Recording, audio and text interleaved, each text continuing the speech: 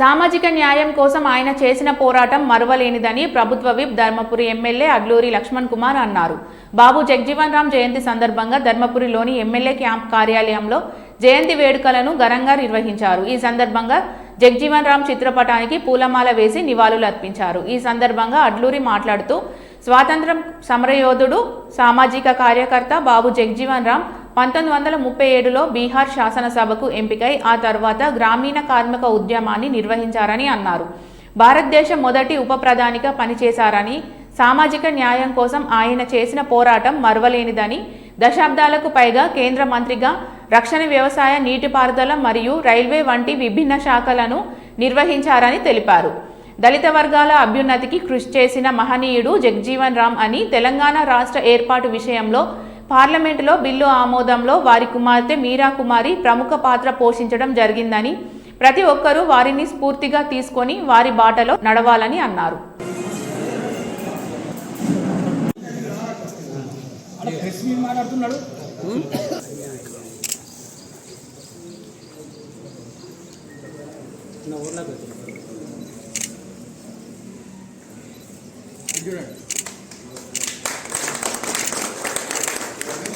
बाबू जगजीवन राम बाबू जगजीवन राम अमर है जगजीवन राम।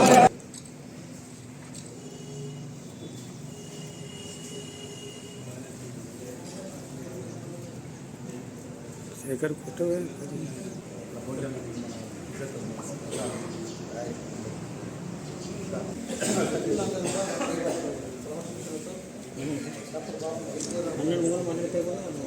మాట్లాడదాం తర్వాత